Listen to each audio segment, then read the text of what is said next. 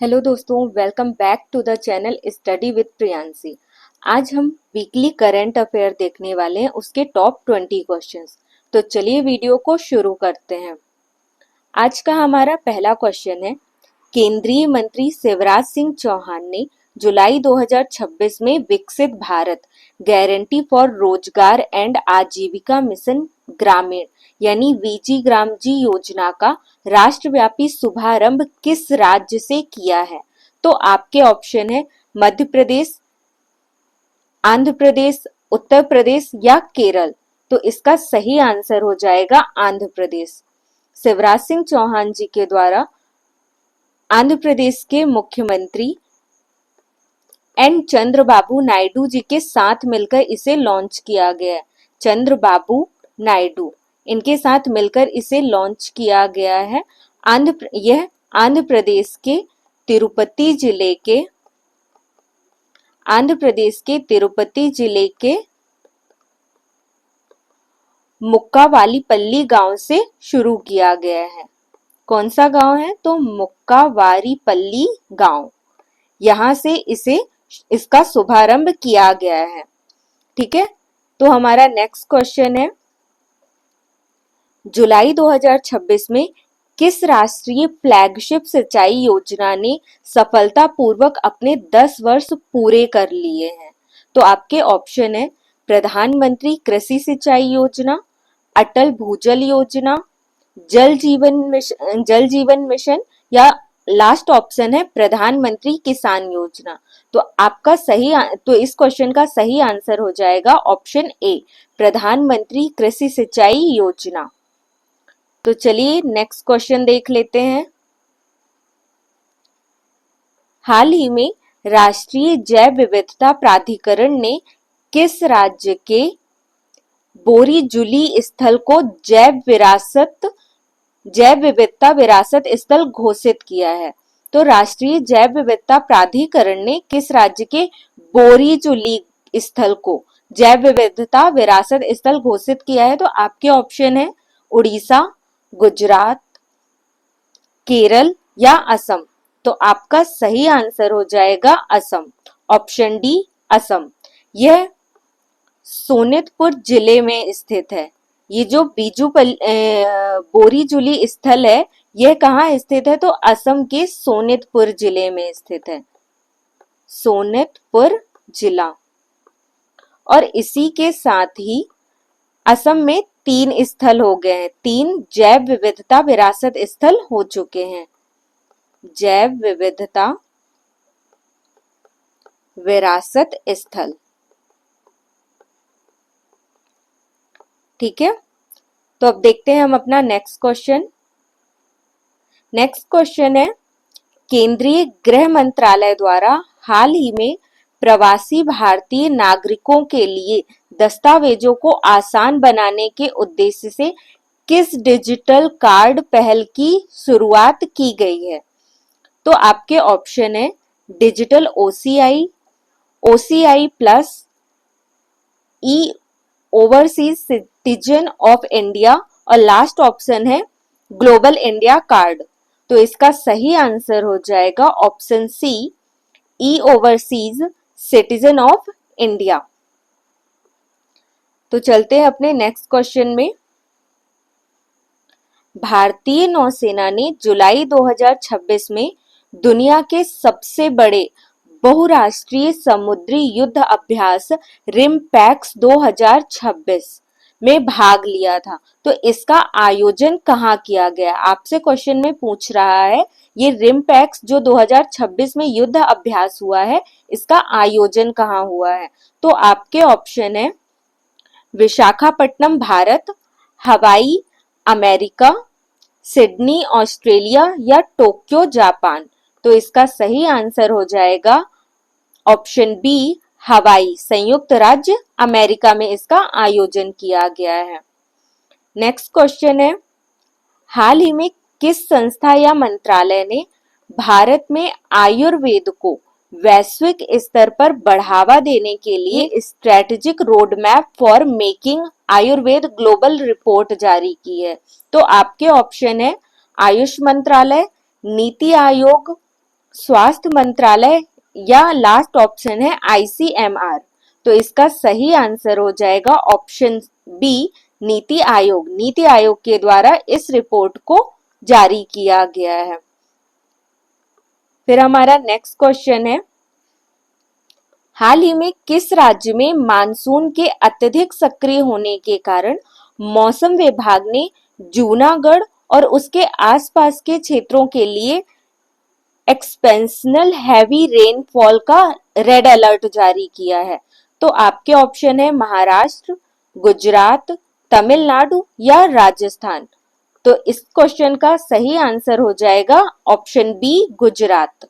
गुजरात में एक्सपेंशनल heavy rainfall का red alert जारी किया गया है। तो चलिए देखते हैं नेक्स्ट क्वेश्चन। नेक्स्ट क्वेश्चन है, एशियाई विकास बैंक ADB ने किस राज्य के पब्लिक स्कूलों को मजबूत करने के लिए और 500 एकीकृत स्कूल क्लस्टर स्थापित करने के लिए 182.89 मिलियन डॉलर के ऋण को मंजूरी दी है? तो इसके ऑप्शन है कर्नाटक, केरल, मध्य प्रदेश या गुजरात। तो इसका सही आंसर हो जाएगा ऑप्शन ए, कर्नाटक। ADB ने कर्नाटक को इतने मिलियन 182.89 मिलियन डॉलर के ऋण की मंजूरी प्रदान कर दी है। चलिए देखते हैं अब नेक्स्ट क्वेश्चन। केंद्रीय स्वास्थ्य मंत्रालय द्वारा जारी सुमन रोड मैप 2030, इसका मुख्य उद्देश्य क्या है? तो इसके ऑप्शन है मलेरिया उन्मूलन, मातृ मृत्यु दर और शिशु मृत्यु दर को कम करना, TB मुक्त भारत और लास्ट ऑप्शन है ग्रामीण स्वच्छता। तो इसका सही आंसर हो जाएगा ऑप्शन बी, मातृ मृत्यु दर और शिशु मृत्यु दर को कम करना। सुमन रोड मैप 2030 का लक्ष्य क्या रखा गया है? तो मातृ मृत्यु दर और शिशु मृत्यु दर को कम करना। ये फैक्ट आप याद रखिएगा।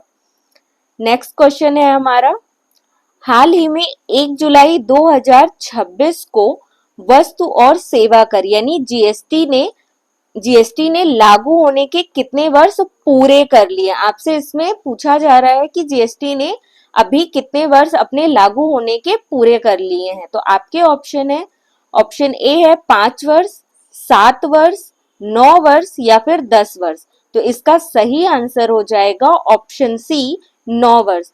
क्योंकि आपको पता है कि जीएसटी को, आप सभी को पता है कि जीएसटी को कब लागू किया गया था भारत में? तो जीएसटी को 1 जुलाई 2017 को 1 जुलाई 2017 को 101वें संविधान संशोधन के तहत इसे लागू किया गया था।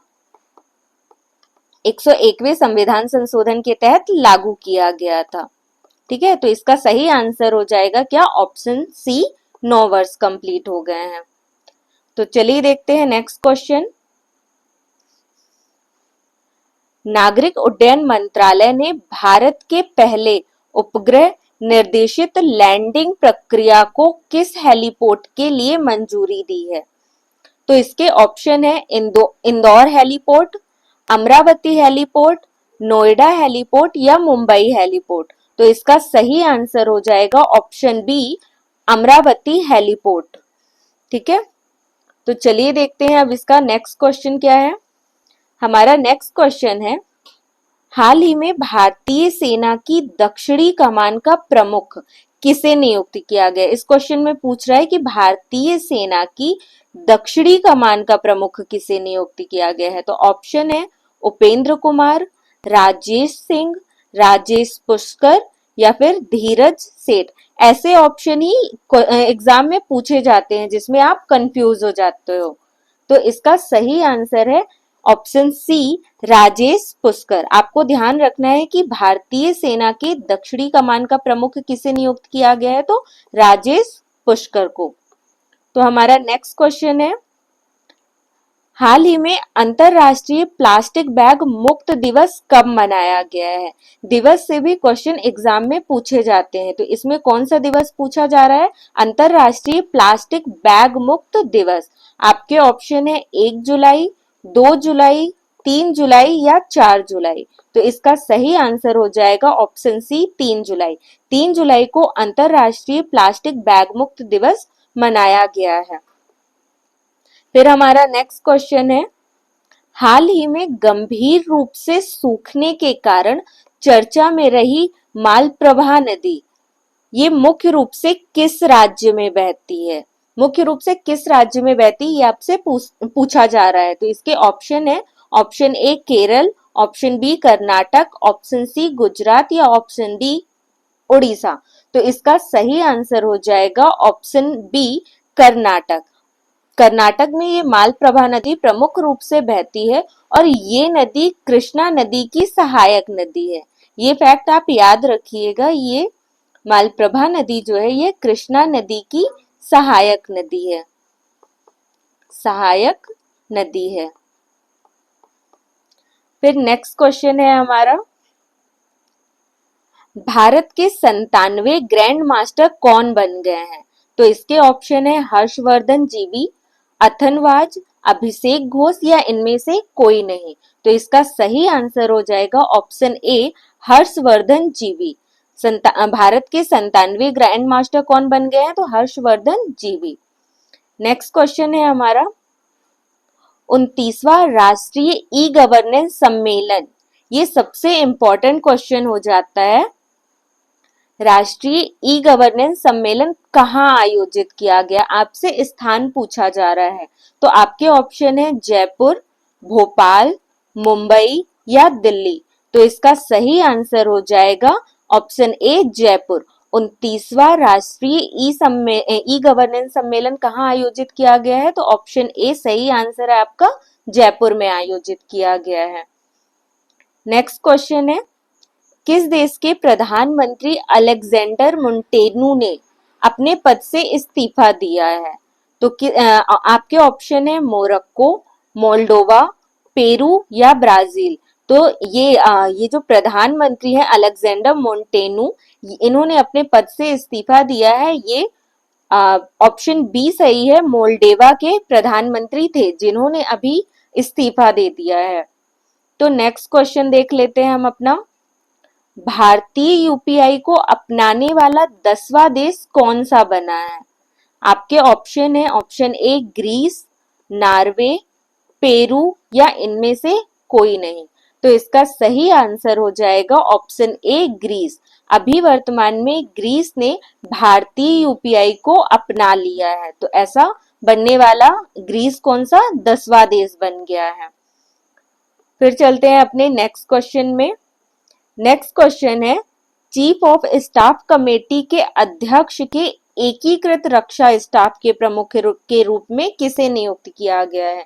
इसमें एकीकृत रक्षा स्टाफ का प्रमुख आपसे पूछा जा रहा है। तो आपके ऑप्शन है रोहन शर्मा, तेजिंदर सिंह, अजय कुमार या मनोज रॉय।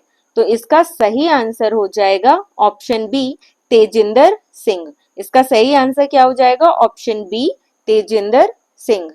अब हम चलते हैं अपने लास्ट क्वेश्चन की तरफ। आज का आखिरी सवाल है, किस राज्य सरकार ने अल्पसंख्यक शिक्षा प्राधिकरण को बनाया है? इसमें आपसे राज्य पूछा जा रहा है कि किस राज्य सरकार ने अल्पसंख्यक शिक्षा प्राधिकरण को बनाया है। अब आपके ऑप्शन है, option A Uttarakhand, option B Kerala, option C Assam और ऑप्शन डी है मध्य प्रदेश। आपको इस क्वेश्चन का आंसर कमेंट बॉक्स में देना है। आपको इसका आंसर कमेंट में देना है और साथ ही आप बताइएगा कि आपको वीडियो कैसा लगा और अपने सभी दोस्तों के साथ लाइक करिएगा और शेयर कीजिएगा। बहुत जल्दी मिलते हैं अपने next weekly current affair video के साथ। तब तक के लिए जय हिंद।